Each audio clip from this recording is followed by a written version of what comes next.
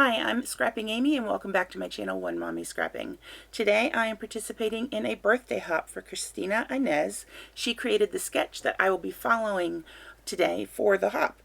She has some other wonderful ladies who are participating, and links to all of their channels are down below. And make sure you pay special attention to Christina's link because she is doing a giveaway to celebrate her birthday. Now these are pictures from the Wizarding World of Harry Potter, which doesn't seem very much like a birthday type thing, but this was where we took my daughter for her 11th birthday last year. She turned 11. Harry finds out about Hogwarts when he's 11, and so we thought this would be the perfect time to go. Now, I am realizing right there that I completely forgot an entire part of this sketch. There is a lovely large square / rectangle background feature that I was like, oh my goodness, how in the world did I forget that?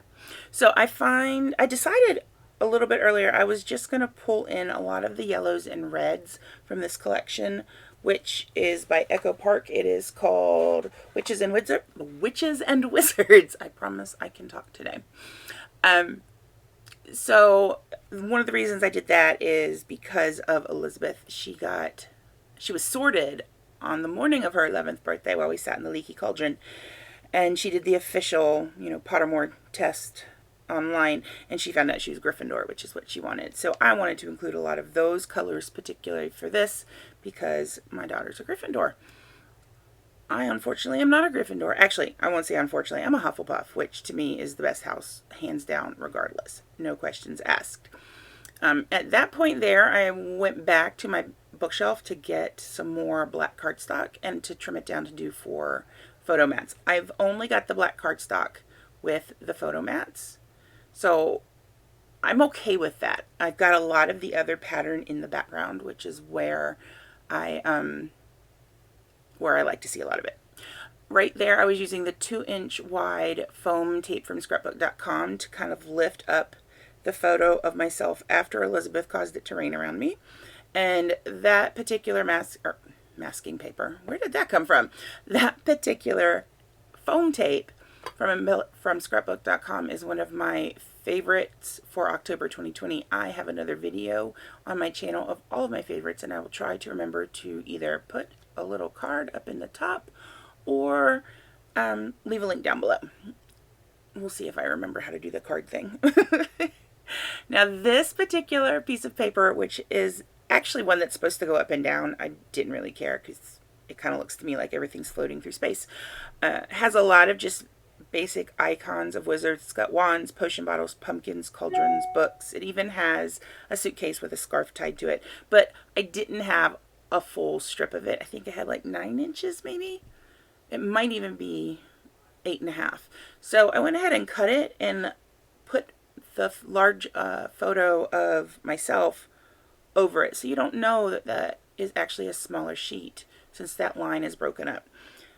Now when I last used this collection, I think it was for one of my Happy Scrappy Hours, and I realized I need more embellishments and more paper. So I did go ahead and put another order in at Scrapbook.com, and I got the ephemera pack, which when I first bought this collection, all they had was the frames and die cuts pack. I was like, oh, and I bought that because, it's better than nothing. I'm not too much of a tag person, and imagine on this layout, I actually end up with 3 tags on here. I could not believe that. Now, I am going through, and one of the cool things about this collection, there is a piece of paper where one side looks like it's a bunch of newspaper articles. So I went ahead and cut 2 strips of that back when I first opened the collection up. That way I knew those were set aside to specifically use for the articles. The other side of that paper is that really pretty dark red damask pattern. And while I do like that, and I do include it, I'm really glad that I had set aside some of those newspaper headings, because those have been coming in handy just to include here and there.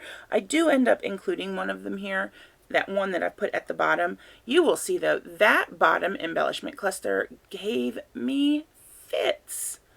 I lost count how many times I peeled it up. Like I just peeled it up there. I think I'd already put it down once. I was like, no, I need something more than just that yellow. Like, let me put in another wide stripe of this plaid. No, I need it to be a thin strip. And now that yellow is going down, it's going to come up one more time. if I recall correctly. Yeah, it will. And then I move it over. And don't worry, it's going to go back there. And then this little article heading, which is Magical School for Gifted Young Witches and Wizards, is going to get moved towards the top. Now, her sketch was really cool.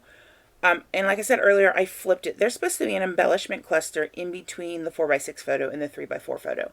Obviously, I used 2 4x6 photos, 1 landscape and 1 portrait. So that little embellishment cluster I moved up above where the 2 photos meet. And then she has the title underneath, and she also has an embellishment cluster on the bottom of what is essentially my plaid square. And I moved it completely to the bottom. I like to put in bottom clusters like that because that's where I put the date. And the date's going to go there regardless, and I've learned I have to put the date there. It doesn't matter if it's somewhere else. I have trained myself to only look for the date down in that little bottom corner. The title for this is called Metelojinx. I don't know where you have that, if the syllable breaks at the E or the L. But Metelojinx, I don't know. It's driving me crazy now. I went ahead and used some really pretty gold thickers. They're foam thickers called Journal. It's very similar to the Fitzgerald stickers that I like so very much.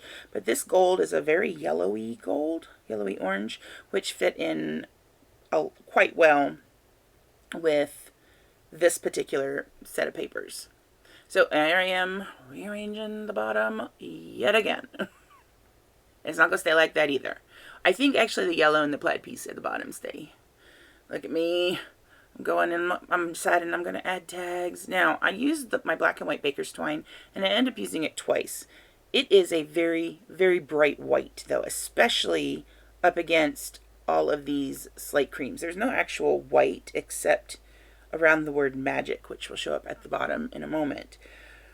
So I went ahead and decided to ink my twine. The first time I did it, I kind of put the twine on my ink applicator and pulled it through a couple times. I was pressing it with my finger. The next time I was actually pretty smart, and instead of using my finger, I used my craft mat. So I laid the twine down, put the ink thing on top of it, and then just pulled the twine through that way. It was a lot less messy, but scrapbooking can be messy, and that's why I always have baby wipes now.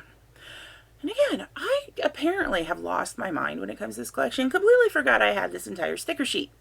I think the last time I did my live, completely forgot I had this sticker sheet. I go through, I pull the pattern paper, and for some reason it has not occurred to me to go, hey, there are stickers here, silly. So at this point, I had only used one of those stickers. And I've been thinking, hey, I need more embellishments. And I'm not even using the ones I got because I completely forgot about them. There I am using the craft mat, which was so much easier. Alright, so this little tag I included because it's the wands. I'd been going back and forth. I have pictures of Elizabeth at her wand ceremony, and I did pull out this particular tag for that as well, if I recall correctly, but it just ended up not quite fitting in how I wanted it to. So pictures of her casting spells, which I have a few of them still left to scrapbook, but I thought this would work nicely. So up at the top, that yellow ticket says say hello to the magic, which I thought was appropriate, since this is one of the times where when Elizabeth did the spell, she did it successfully pretty early on. Some of these spells are really hard to cast. We got her the magical wand, obviously, but this is an easier one, thank goodness. But there's some we could not get to trigger.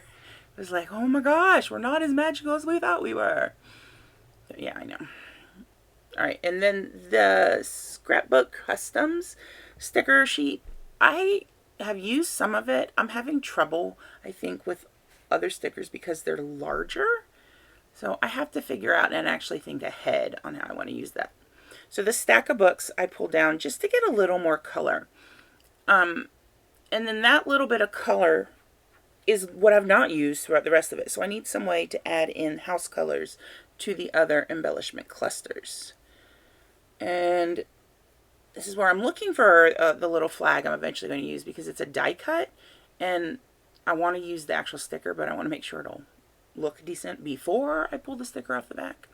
So I'm going to put this one up on foam tape because I want something dimensional with each of the embellishment clusters. Since I put that tag at the bottom that says make your own magic, it's raised up. I need something raised up in the other places. That helps. It really helps to add a lot of depth without adding a lot of bulk, because you get just a little bit of a shadow cast, which makes it seem like you've got more layers than necessarily is actually there. All right, at the bottom I've put down a little decorative sticker that says believe, and I'm trying to figure out what needs to go right up there next to the yellow ticket. And I'm fiddling with that bottom yet again.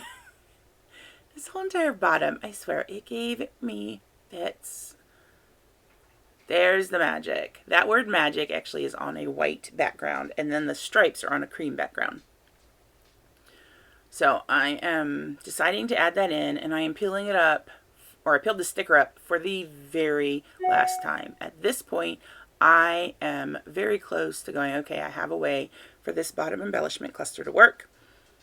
And so I put that word magic raised up on foam, and then I put the believe down at the bottom, so I still have space on that yellow part to stamp the date.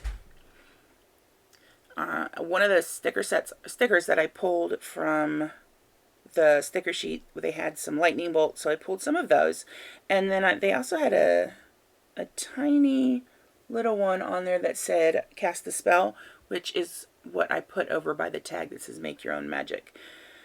So I think I'm almost done at this point. Yes, I am, because I have made it to embellishment, or Nouveau drops. I almost said embellishment drops. Like, that's wrong. So first I used Auburn Pearl. After Auburn Pearl, I chose Caramel Cream, and after Caramel Cream, I went with Mustard Gold. And all of these are metallic drops. So close-ups are coming up. I hope you will subscribe and hit that bell, and I will see you guys later. Happy birthday, Christina. Bye.